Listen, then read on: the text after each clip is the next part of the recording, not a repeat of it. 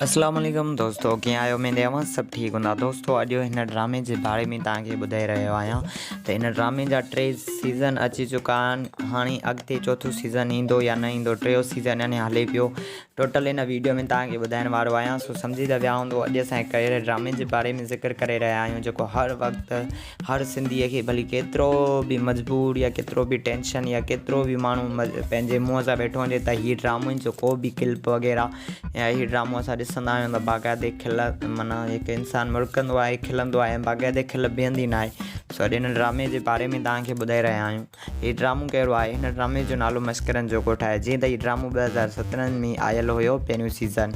ॿियो सीज़न हिन जो 19 में हलायो हुयो ऐं 3 सीज़न 19 को स्टार्ट थियो आहे, 20 ताईं हले पियो। सॉरी, 3 सीज़न हिन जो 20 को हलायो वियो आहे, 21 ताईं अञा हले पियो। दोस्तों छा अञा हिन जो चोथों सीज़न अॻिते निकिरंदो या न निकिरंदो? हिन में सभी नाले वारा अदाकार आहिनि। हिन जो डायरेक्टर आहे मामा लालू, हिन जो कैमरामैन हाणे शायदि आरिफ चन्ना थियो आहे ऐं हिन जो जेको आहे राइटर आहे असगर थईम ऐं हिन जो जेको आहे मतिलबु घणेई अदाकार आहिनि जेके हिन में घणेई किरदार पिया कनि। जीअं जेको आहे एस भट्टी आहे हिन ड्रामे में ऐं ॿिया बि हिन में ज़ाहिद सिद्दीकी आहे।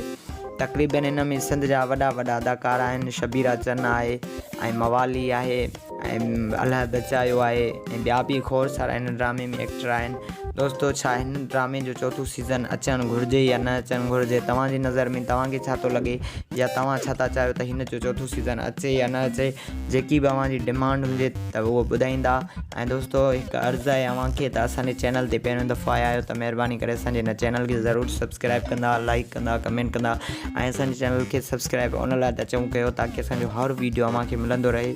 ऐं दोस्तों महिरबानी अॼु को वीडियो ॾिसण लाइ। तक़रीबन हिन ड्रामे जो चोथों सीज़न तमामु जल्द खां जल्द इंशाल्लाह असांजी आहे त ईंदो या न ईंदो, तव्हां कमेंट करे ॿुधाइजो त ईंदो ड्रामे जो न।